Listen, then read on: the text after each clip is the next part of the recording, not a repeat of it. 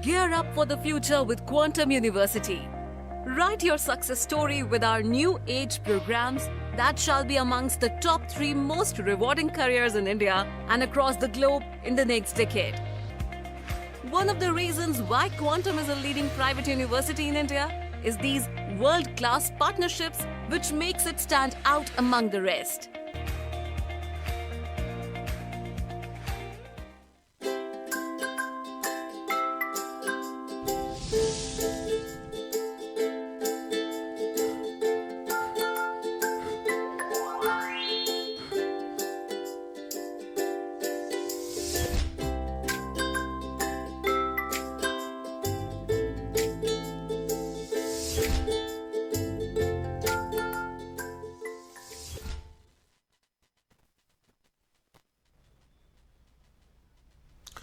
Good afternoon, ELITETV की test of cartoon की महाव में ताबरिसु हम तारामु सरी मरुन गसी इम्फाल फोंगो पाउसे सिंगी कार्टून सिंगदा कार्टूनी सिंगना करी हाइनिंग निबा करी फोनुंग निबा करी वकल खनल निबा तो मैम सदोंगा थमसगे आन लखत सगे है संगा एक्सप्रेस की ओंथोक Penida आइसिदा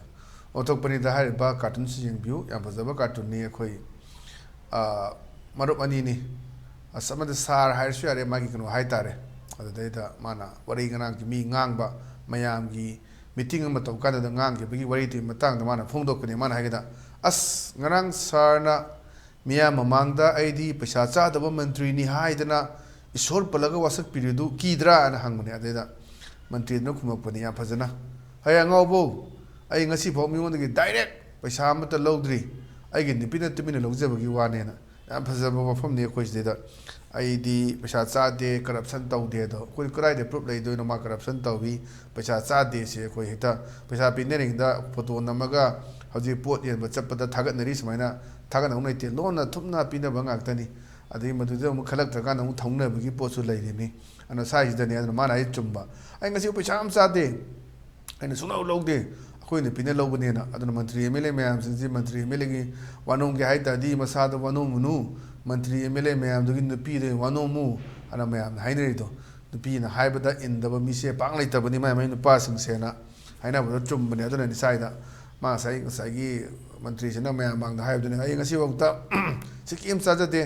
ai pesa jadraba mantri ni haina mana ngang da magi secretary haitare aduna sa ngang ngang budu la ni sorga palangang du kidra hangudune aduna ai angauba ai ngasi bo mingondagi direct pesa am ta logdri ai ge ni pina tumina logje bagi wane na yam so mafam ni yam phajaba sisu wan to leiba khanna ba yafam ni dum matang dalai sina koi sana leiba ki loire dana haiduni loire dana sida mai ni pisina makhwang je me laga sa no ngang guduni bot ko am te lepiranu leiba irang phatte mini ga yengshin bane ana haiba adaida amasina party na di aibu thagat ke hayo widana haida bot si hadagi matang si lemning mi pangyaw no mandi haidi khoi ki kay tar juk thaibagi mong to dui mong to dui ra kaina hayo mong khana batuni aduna haji election gi si mai dani hawale se kudang takan dare ningri takan dare haji ama outer gi inner gi haji lan gi pune le la le toy mong ni ji tori se aduna haji bawdi ngarang de theng me khara tawre e habra kap e habra tawi adu haji ti lan le toy mong ni naga gi su naga gi bu khoi gi pot tawna ba hore adagi se kuki gi su tawnare si maitai gi su tawnare yamna vote ki lan sina mu ado pa la lo ngani tawrisi ngo ching da na no me caption da na ne senam ka caption len te joni haji NPF ki mu hana la ka be mele ju lorop foze du le pra to pam da jimik ta pi gre na timothy jimik ta pi de na tawsin na dum manipur se dum kumai ngak tani lep leite isuma gi matong da isuma to na isuma matang lo la pune na election lo ka na mu kari to da gi ha tambangam de yengba ta bani kai lebe gi ha du aduni size da ne ko bot kam de lepi ranu mina gi yenghen bani ha da party na di ai thagat ke hayu ne na wakal ko khan ba bot si wan samu lai shuru ga di masiam lai chu bajani bot si karam maga minister ga oiram maga madu gi karak taba minister ga oirak taba adagi MLA karam badagi MLA ga oirakta basi ngau chen jane masi madugi MLA oringa gi nungai ba minister oringa gi nungai badu vote to karak traka de khoi chamane khoi micham maga vote mamang dadi vote mentri ode me am sar na sta no jor tawdana namaste tawna chabada vote to ka traka ni kanam ne ubirakta bugumba sumo posim tawi aduna di vote tani na awa ba thengna me am su lei ꯑꯗꯨꯅꯤ ꯃꯊꯪꯗ ꯂꯩꯁꯤꯅ ꯑꯩꯈꯣꯏ ꯄꯣꯛꯅꯐꯝꯒꯤ ꯕꯥꯂꯣꯍꯦ ꯍꯥꯏꯕꯗꯨꯅꯤ ꯕꯥꯂꯣꯍꯦꯁꯤꯗ ꯌꯦꯡꯕꯤꯌꯨ ꯑꯗꯨꯗ ꯃꯣꯏ ꯑꯅꯤ ꯋꯥꯔꯤ ꯁꯥꯟꯅꯕꯅꯤ ꯑꯍꯜ ꯑꯃꯒ ꯅꯍꯥ ꯑꯃꯒ ꯍꯥꯏꯇꯥꯔꯦ ꯌꯥꯝ ꯁꯥꯎꯕ ꯐ꯭ꯂꯥꯏꯠ ꯂꯩꯇ꯭ꯔꯦ ꯍꯥꯏꯔꯛꯑꯦꯅ ꯃꯦꯁꯦꯖ ꯂꯥꯛꯄꯅꯤ ꯐꯣꯟꯗ ꯀꯦꯟꯁꯦꯜ ꯇꯧꯕꯒꯤ ꯑꯗꯨꯗ ꯃꯥꯅ ꯑꯍꯟꯁꯤꯅ ꯍꯥꯏꯔꯦ ꯃꯊꯣꯡ ꯃꯔꯝ ꯈꯪꯗꯕꯗꯨꯗ ꯄꯥꯏꯔꯤꯉꯩꯗ ꯀꯦꯟꯁꯦꯜ ꯇꯧꯔꯛꯄꯁꯨ ꯌꯥꯔꯤ ꯄꯣꯠꯅꯦꯅ ꯍꯟꯗꯛꯁꯤ ꯑꯩꯈꯣꯏ ꯍꯦꯂꯤꯀꯣꯞꯇꯔꯒꯤ ꯑꯩꯈꯣꯏ ꯌꯥꯝꯅ ꯀꯦꯟꯁꯦꯜ ꯇꯧꯕꯗꯣ ꯃꯗꯨꯗꯤ ꯌꯨꯝꯐꯝ ꯑꯣꯏꯕ ꯃꯥꯜꯂꯤ ꯍꯦꯂꯤꯀꯣꯞꯇꯔꯃꯛꯇꯤ ꯄꯟꯗ꯭ꯔꯒꯁꯨ ꯐ꯭ꯂꯥꯏꯠꯇꯤ ꯄꯜꯂꯤꯁꯤꯗ ꯐ꯭ꯂꯥꯏꯠ ꯂꯩꯇ꯭ꯔꯦ ꯍꯥꯏꯔꯛꯑꯦ ꯍꯥꯏꯁꯤꯗꯤ ꯑꯗꯨꯅ ꯑꯗꯨꯒꯨꯝꯕ ꯄꯣꯠꯁꯨ ꯑꯣꯏꯕ ꯌꯥꯕꯁꯨ ꯂꯩ ꯑꯗꯨꯅ ꯑꯗꯨ ꯅꯠꯇ꯭ꯔꯒꯅ ꯑꯇꯣꯞꯄ ꯑꯣꯏꯔꯝꯕꯁꯨ ꯌꯥꯏ ꯑꯗꯨꯅ ꯑꯩꯈꯣꯏꯒꯤ ꯍꯟꯗꯛ ꯀꯦꯟꯁꯦꯜ ꯇꯧꯕꯗꯨꯒꯤꯗꯤ ꯑꯩꯈꯣꯏ ꯍꯦꯂꯤꯀꯣꯞꯇꯔꯒꯤ ꯃꯇꯝ ꯁꯥꯡꯅ ꯂꯩꯔꯀꯥꯟꯗ ꯌꯥꯗꯗꯅ ꯑꯩꯈꯣꯏ ꯈꯨꯗꯛꯇ ꯀꯦꯟꯁꯦꯜ ꯇꯧꯕꯒꯤ ꯄꯩꯁꯥ ꯂꯧꯔꯨ ꯂꯥꯛꯑꯣꯅ ꯀꯧꯕꯒꯤ ꯍꯟꯗꯛꯁꯨ ꯃꯤꯗꯤꯌꯥꯗ ꯂꯩꯈꯤꯕ ꯄꯥꯎ ꯂꯩꯈꯤꯕꯗꯨ ꯃꯗꯨꯔꯥ ꯍꯥꯏꯕꯒꯤ ꯄꯣꯠꯇꯨꯁꯨ ꯆꯤꯡꯅꯅꯤꯡꯉꯥꯏ ꯑꯣꯏꯕꯅꯤ ꯑꯗꯨꯅ ꯁꯔꯚꯤꯁꯁꯤ ꯀꯃꯥꯏꯅ ꯇꯧꯕ ꯍꯦꯂꯤꯀꯣꯞꯇꯔꯒꯤ ꯑꯣꯏꯔꯣ ꯅꯠꯇ꯭ꯔꯒ ꯑꯩꯈꯣꯏꯁꯦ ꯐ꯭ꯂꯥꯏꯠꯀꯤꯕꯨ ꯑꯣꯏꯔో ꯃꯌꯥꯝꯁꯦ ꯐꯖꯅ ꯆꯦꯛꯁꯤꯟꯕ ꯃꯊꯧ ꯇꯥꯏ ꯊꯕꯛꯇꯣ ꯅꯪꯅꯕ ꯆꯠꯂꯤꯕꯅꯤ ꯄꯩꯁꯥ ꯄꯤꯔꯒ ꯄꯩꯁꯥꯗꯨ ꯉꯥꯛꯇꯪ ꯅꯠꯇꯦ ꯑꯗꯨꯅ ꯊꯕꯛꯁꯨ ꯅꯪꯗꯕ ꯃꯇꯝꯁꯨ ꯃꯥꯡꯕ ꯑꯗꯨꯒꯤ ꯄꯣꯠ ꯃꯌꯥꯝ ꯑꯃ ꯊꯣꯛꯑꯒꯗꯤ ꯃꯗꯨ ꯑꯐꯕ ꯑꯣꯏꯔꯣꯏꯗꯕꯅꯤ나 ꯌꯥꯝ ꯐꯖꯅ ꯇꯧꯅꯕꯒꯤ ꯑꯗꯨꯝꯕ ꯄꯥꯎꯖꯦꯜ ꯑꯃ ꯄꯤꯕꯅꯤ ꯍꯥꯏꯅ ꯑꯩ ꯊꯝꯖꯒꯦ ꯃꯊꯪꯗ ꯂꯩꯔꯤꯁꯤꯅ ꯑꯩꯈꯣꯏ ꯍꯨꯏꯂꯟ ꯄꯥꯎꯒꯤ ꯑꯁ ꯂꯣꯏꯔꯦ ꯍꯥꯏꯕꯗꯨꯅꯤ ꯑꯗꯩꯗ ꯃꯌꯥꯝꯁꯤꯅ ꯕꯣꯠ ꯂꯦꯞꯁꯟꯕ ꯃꯄꯆꯥꯁꯤꯅ ꯕꯣꯠ ꯂꯦꯞꯄꯣꯅ ꯏꯟꯁꯤꯟꯕꯒꯤ ꯍꯧꯖꯤꯛꯇꯤ ꯚꯣꯠꯀꯤ ꯂꯩꯔꯕꯅꯤꯅ ꯚꯣꯠꯇ ꯂꯣꯏ ꯇ꯭ꯔꯥꯏ ꯇꯧꯅꯔꯦ ꯕꯥꯖꯤ ꯑꯃꯨꯛꯇꯒ ꯚꯣꯠ ꯂꯦꯞꯄꯤꯈꯣꯅ ꯍꯥꯏꯕꯅꯤ ꯑꯗꯨꯗ ꯃꯄꯥꯁꯤꯅ ꯈꯨꯝꯃꯦ ꯇꯜꯂꯦ ꯅꯍꯥꯟ ꯃꯨꯁꯨ 30 ꯐꯪꯉꯦꯅ ꯑꯗꯨꯅ ꯍꯧꯖꯤꯛꯁꯤ ꯚꯣꯠ ꯂꯦꯞꯅꯤꯡꯕ ꯃꯌꯥꯝ ꯑꯃ ꯊꯣꯛꯂꯛꯄ ꯅꯦꯝ ꯁꯦꯛꯀꯤ ꯃꯌꯥꯝ ꯑꯃ ꯊꯣꯛꯂꯛꯄ ꯃꯌꯥꯝ ꯑꯃ ꯌꯥꯎꯕꯗꯨꯅꯤ ꯑꯗꯨꯅ ꯁ꯭ꯋꯥꯏꯁꯤꯗꯅꯤ ꯍꯧꯖꯤꯛꯁꯤ ꯚꯣꯠꯁꯤ ꯀꯅꯥꯅ ꯂꯦꯞꯀꯗꯒꯦ ꯀꯅꯥꯅ ꯂꯦꯞꯄꯣꯏꯗꯒꯦ ꯀꯅꯥꯕꯨ ꯑꯣꯏꯅꯤꯡꯉꯤꯒꯦ ꯑꯗꯒꯤ ꯁꯣꯝ ꯅꯥꯀꯟꯗ MLA ꯃꯤꯅꯤꯁꯇꯔ ꯑꯣꯏꯕꯁꯤꯡꯒꯤ MP ꯑꯣꯏꯅ ꯊꯥꯕꯗꯤ ꯀꯅꯥꯝ ꯄꯥꯝꯗꯦ ꯁ꯭ꯋꯥꯏꯗ ꯑꯗꯨꯝ ꯂꯩꯔꯒ ꯑꯗꯨꯝ MLA ꯃꯤꯅꯤꯁꯇꯔ ꯑꯣꯏꯔꯒ ꯂꯩꯅꯤꯡꯕ ꯃꯌꯥꯝꯁꯨ ꯌꯥꯎꯔꯤ ꯑꯗꯨꯅ ꯇꯤꯀꯦꯠꯁꯤ ꯍꯧꯖꯤꯛ ꯑꯥꯎꯇꯔꯒꯤ ꯑꯗꯒꯤ BJPꯒꯤ ꯑꯗꯨꯒ ꯂꯩꯔꯤꯕ ꯀꯣꯡꯒ꯭ꯔꯦꯁꯀꯤꯁꯨ ꯍꯣꯏ ꯇꯧꯔꯒꯁꯨ ꯐꯥꯏꯅꯦꯜ ꯑꯣꯏꯅ ꯁꯤꯅꯤ ꯍꯥꯏꯕ ꯑꯗꯒꯤ ꯏꯂꯦꯛꯁꯟ ꯅꯣꯇꯤꯐꯤꯀꯦꯁꯟ ꯊꯣꯛꯈ꯭ꯔꯕꯅꯤꯅ ꯅꯣꯃꯤꯅꯦꯁꯟ ꯐꯥꯏꯜ ꯇꯧꯒꯗꯕ ꯃꯇꯝ ꯌꯧꯔꯕꯅꯤ ꯑꯗꯨꯅ ꯀꯅꯥ ꯑꯣꯏꯒꯗꯒꯦ ꯑꯗꯨ ꯈꯪꯕ ꯉꯝꯗ꯭ꯔꯤ ꯑꯗꯨꯋꯥꯏꯗꯨꯗꯅꯤ ꯑꯩꯈꯣꯏ ꯂꯩꯔꯤꯕ ꯋꯥꯍꯪꯁꯦ ꯁ꯭ꯋꯥꯏꯗ ꯑꯃꯨꯛꯇꯒ ꯂꯦꯞꯈꯣꯅ ꯍꯥꯏꯕꯅꯤ ꯑꯦꯁ ꯑꯩ ꯂꯦꯞꯄꯔꯣꯏ ꯇꯜꯂꯦꯅ ꯀꯩꯒꯤꯅꯣ ꯍꯥꯏ ꯀꯥꯟꯗ ꯚꯣꯠ ꯌꯥꯝ ꯐꯪꯗꯕꯗꯣ ꯑꯗꯒꯤ ꯁꯤꯗꯩꯗ ꯗꯤꯄꯣꯖꯤꯠ ꯃꯥꯡꯕ ꯃꯌꯥꯝꯁꯨ ꯌꯥꯎꯔꯤꯅꯤ ꯑꯗꯨꯅ ꯃꯃꯥꯡꯗꯁꯨ 30 ꯐꯪꯉꯤ ꯀꯥꯟꯅꯗꯦꯅ ꯌꯥꯝ ꯐꯖꯕ ꯁꯤꯁꯨ ꯃꯦꯁꯦꯖ ꯄꯤꯕ ꯀꯥꯔꯇꯨꯟꯅꯤ ꯊꯝꯖꯒꯦ ꯃꯊꯪꯗ ꯂꯩꯔꯤꯁꯤꯅ ꯑꯩꯈꯣꯏ ꯏꯁꯇꯦꯜ ꯑꯦꯛꯁꯄ꯭ꯔꯦꯁꯀꯤ ꯅꯩꯔꯦ ꯍꯥꯏꯕꯗꯨꯅꯤ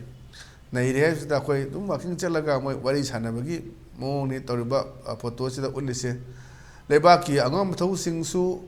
ꯍꯥꯏꯕ ꯉꯥꯡꯕꯁꯤ ꯃꯐꯝꯒꯤ ꯍꯔꯥꯎꯅꯕ ꯄꯪꯍꯥꯏꯗ ꯍꯥꯏꯔꯕ ꯀꯩꯅꯣ ꯇꯧꯔꯦꯗꯅ ꯍꯥꯏꯕꯅꯦꯗ ꯑꯃꯁꯨ ꯈꯨꯝꯃꯦ ꯃꯈꯣꯏꯅ ꯄꯪꯂꯥꯎ ꯂꯥꯎꯔꯨꯕꯗꯒꯤꯅꯤ ꯑꯩꯈꯣꯏ ꯁ꯭ꯋꯥꯏꯗ ꯉꯥꯏꯍꯥꯛ ꯂꯩꯇꯅ ꯏꯔꯥꯡ ꯇꯣꯏꯅ ꯊꯣꯛꯂꯤꯁꯤꯅ ꯑꯗꯨꯗ ꯑꯗꯨ ꯇꯧꯅꯤ ꯑꯗꯨꯗ ꯇꯧꯅꯤꯅ ꯖꯒꯥꯗꯨꯒꯤ ꯊꯥꯏꯅ ꯑꯃ ꯂꯩꯕꯗꯣ ꯃꯤꯅꯤꯁꯇꯔ ꯑꯃ ꯂꯩꯔꯝꯃꯦ ꯑꯗꯨꯅ ꯆꯤꯡꯗ ꯆꯠꯀꯥꯟꯗ ꯑꯩꯈꯣꯏꯅ ꯁꯤꯅ ꯂꯣꯏ ꯆꯥꯊꯣꯛꯈ꯭ꯔꯦ ꯃꯣꯏꯁꯤ ꯁꯨꯝꯕ ꯖꯥꯇꯤꯅꯤ ꯍꯥꯏꯔꯨꯀꯥꯟꯗ ꯉꯁꯥꯏꯒꯤ ꯃꯥꯒꯤ ꯗ꯭ꯔꯥꯏꯚꯔꯗꯨꯗꯤ ꯃꯥꯒꯤ ꯇꯥꯡꯈꯨꯜ ꯂꯣꯟꯗꯣ ꯇꯥꯕ ꯑꯣꯏ ꯂꯩꯔꯝꯕ ꯑꯗ ꯃꯥꯅ ꯇꯧꯍꯧꯗꯦ ꯅꯪ ꯁꯥꯎꯅꯨꯀꯣ ꯑꯩꯅꯦ ꯚꯣꯠꯀꯤ ꯍꯥꯏꯗ ꯌꯥꯗꯅ ꯍꯥꯏꯔꯤꯅꯦꯅ ꯉꯁꯥꯏꯒꯤ ꯃꯤꯅꯤꯁꯇꯔꯗꯨꯅ ꯍꯥꯏꯕꯒꯤ ꯋꯥꯔꯤ ꯑꯗꯨꯝ ꯂꯩꯕꯅꯤ ꯁꯨꯝꯕ ꯃꯌꯥꯝꯁꯦ ꯑꯗꯨꯅ ꯁ꯭ꯋꯥꯏꯁꯤꯗꯅꯤ ꯃꯁꯥꯒꯤ ꯑꯗꯥꯏꯖꯒꯥꯗꯨꯒꯤ ꯌꯥꯅ ꯍꯥꯏꯔꯝꯕꯅ ꯍꯥꯏꯗꯤ ꯇꯨꯡ ꯀꯣꯏꯅꯗꯤ ꯊꯥꯖꯕ ꯄꯤꯈꯤꯕꯁꯤꯡꯗꯣ ꯃꯥꯡꯉꯛꯄꯒꯤ ꯑꯗꯨꯅ ꯑꯆꯧꯕ ꯄ꯭ꯔꯣꯕ꯭ꯂꯦꯝ ꯑꯃ ꯑꯣꯏꯔꯛꯄ ꯁꯤ ꯄꯣꯠꯁꯦ ꯊꯣꯛꯇꯕ ꯅꯠꯇꯦ ꯆꯤꯡ ꯖꯒꯥ ꯑꯃꯗ ꯆꯠꯂꯦ ꯃꯗꯨꯒꯤ ꯑꯗꯨ ꯍꯥꯏꯔꯝꯕ ꯑꯃꯗ ꯆꯠꯂꯦ ꯃꯗꯨꯒꯤ ꯍꯥꯏꯔꯝꯕ ꯌꯥꯅ ꯄꯪꯉꯥꯏ ꯍꯥꯏꯕ ꯄꯣꯠꯁꯤ ꯐꯠꯇꯕ ꯌꯥꯝꯅ ꯇꯧꯒꯦ ꯌꯥꯎꯅ ꯃꯥꯒꯤ ꯋꯤꯂꯤꯡꯅꯦꯁ ꯑꯗꯨꯒ ꯃꯥꯒꯤ ꯄꯨꯔꯥ ꯐꯨꯜ ꯀꯟꯐꯤꯗꯦꯟꯁ ꯑꯃꯒ ꯂꯣꯏꯅꯅ ꯇꯧꯕꯗꯨꯅꯤ ꯃꯌꯥꯝꯅ ꯄꯥꯝꯃꯤꯁꯤ ꯑꯗꯨꯅꯤ ꯑꯗꯨꯅ ꯋꯥꯁꯛꯁꯤ ꯉꯥꯛꯇꯪ ꯂꯩꯔꯒ ꯑꯃꯅ ꯁꯤꯗ ꯑꯃ ꯍꯥꯏꯔꯝꯕ ꯖꯒꯥꯗꯨꯒꯤ ꯌꯥꯅ ꯍꯥꯏꯕ ꯇꯧꯕꯤꯒꯅꯨ ꯍꯥꯏꯗꯅ ꯃꯦꯁꯦꯖ ꯄꯤꯕ ꯑꯗꯨꯝꯕ ꯀꯥꯔꯇꯨꯟꯅꯤꯅ ꯊꯝꯖꯒꯦ ꯃꯊꯪꯗ ꯂꯩꯔꯤꯁꯤꯅ ꯑꯩꯈꯣꯏ ꯅꯥꯔꯣꯟ ꯊꯧꯕꯥꯜꯒꯤ ꯍꯋꯥꯗꯣ ꯂꯩꯔꯥꯡꯗꯣ ꯑꯗꯨꯅꯤ ꯍꯋꯥꯗꯣ ꯂꯩꯔꯥꯡꯗꯣ ꯁꯤꯗ ꯃꯣꯏ ꯚꯣꯠ ꯂꯦꯞꯀꯗꯕ ꯀꯥꯡꯕꯨ ꯅꯩꯅꯕ ꯍꯧꯖꯤꯛ ꯚꯣꯠꯀꯤ ꯃꯇꯥꯡꯗ ꯀꯥꯔꯇꯨꯟ ꯑꯌꯥꯝꯕꯁꯦ ꯀꯣꯛ ꯊꯥꯗꯩ ꯍꯟꯗꯛ ꯄꯥꯔꯇꯤꯅ ꯑꯩꯕꯨ ꯚꯣꯠ ꯂꯦꯞꯅꯕ ꯏꯟꯁꯤꯟꯕꯤꯔꯤꯁꯤꯕꯨ ꯗꯁꯥꯅꯤꯌꯦ ꯍꯥꯏꯅ ꯂꯦꯞꯅꯤꯡꯗꯕꯗꯣ ꯑꯗꯨꯅ ꯄꯣꯠꯁꯤꯅꯤ ꯑꯗꯨꯅꯤ ꯀꯃꯥꯏꯅ ꯇꯧꯔꯒ ꯑꯩꯈꯣꯏꯒꯤ ꯀꯔꯝꯕ ꯃꯤꯑꯣꯏꯗ ꯑꯩꯈꯣꯏ ꯚꯣꯠ ꯄꯤꯒꯗꯒꯦ ꯀꯥꯔꯀꯥꯟꯗ ꯀꯔꯤ ꯇꯧꯒꯗꯒꯦ ꯁꯦꯟꯇꯔꯗ ꯀꯔꯤ ꯂꯥꯎꯒꯗꯒꯦ ꯃꯤꯅꯤꯁꯇꯔ ꯄꯥꯏꯔ ꯐꯥꯎꯗ ꯀꯔꯤꯝ ꯇꯧꯗꯦ ꯈꯣꯠꯇꯦ ꯍꯥꯏꯕꯒꯤ ꯀꯔꯤ ꯃꯁꯛ ꯅꯥꯏꯕ ꯇꯧꯔꯝꯃꯤꯒ ꯍꯥꯏꯕ ꯇꯣꯉꯥꯟ ꯇꯣꯉꯥꯟꯕ ꯍꯪꯕ ꯋꯥꯍꯪ ꯃꯌꯥꯝꯁꯨ ꯂꯩ ꯑꯗꯨꯅ ꯁ꯭ꯋꯥꯏꯁꯤꯅꯤ ꯈꯔ ꯑꯃꯗꯗꯤ ꯑꯩꯈꯣꯏ ꯚꯣꯠꯁꯤ ꯂꯦꯞꯅꯤꯡꯗꯕ ꯑꯩꯈꯣꯏꯒꯤ ꯀꯩ ꯍꯥꯏꯇꯥꯔꯦ ꯖꯨꯛ ꯊꯩꯕꯒꯤ ꯇꯥꯏꯞꯇ ꯂꯦꯞꯍꯜꯂꯛꯄ ꯀꯥꯡꯕꯨ ꯈꯔꯁꯨ ꯌꯥꯎꯒꯗꯕ ꯑꯗꯒꯤ ꯄꯥꯔꯇꯤꯒꯤ ꯃꯄꯥꯡꯒꯜꯁꯨ ꯎꯠꯇꯕ ꯌꯥꯗꯦ ꯑꯗꯒꯤ ꯄꯥꯔꯇꯤꯁꯨ ꯂꯩꯌꯦꯕ ꯎꯠꯇꯕ ꯌꯥꯗꯦ ꯍꯥꯏꯗꯅ ꯂꯦꯞꯄꯁꯨ ꯃꯌꯥꯝ ꯑꯃ ꯌꯥꯎꯗꯣꯔꯤ ꯀꯥꯕꯗꯨꯗꯤ ꯀꯅꯥꯅ ꯀꯥꯈꯤꯗꯒꯦ ꯑꯗꯨꯗꯤ ꯑꯗꯨꯝ ꯈꯪ ꯂꯩꯔꯕ ꯄꯣꯠꯅꯤ ꯑꯗꯨꯒꯤ ꯄꯣꯠꯇꯨꯅꯤ ꯁꯤꯁꯨ ꯌꯥꯝ ꯐꯖꯕ ꯃꯦꯁꯦꯖ ꯄꯤꯕꯅꯤ ꯊꯝꯖꯒꯦ ꯃꯊꯪꯗ ꯂꯩꯔꯤꯁꯤꯅ ꯑꯩꯈꯣꯏ ꯄꯤꯄꯜꯁ ꯀ꯭ꯔꯣꯅꯤꯀꯜꯒꯤꯅꯤ ꯊꯔꯁꯗꯦ ꯊꯤꯌꯦꯇꯔꯤꯁꯅ ꯊꯔꯁꯗꯦ ꯊꯤꯌꯦꯇꯔꯁꯤꯗ ꯌꯥꯎꯔꯦ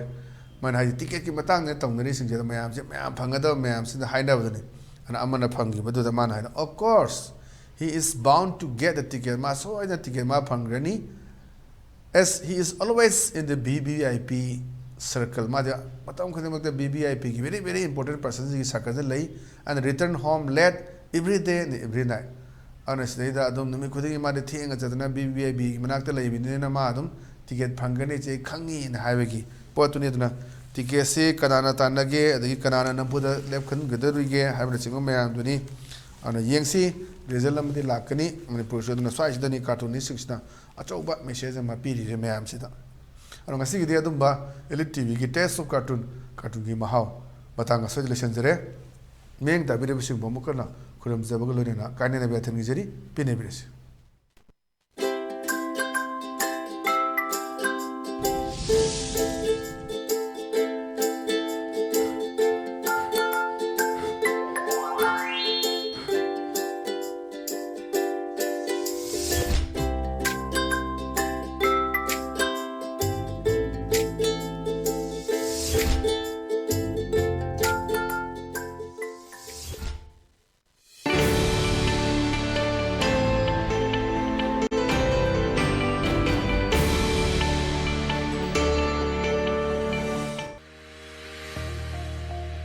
Gear up for the future with Quantum University.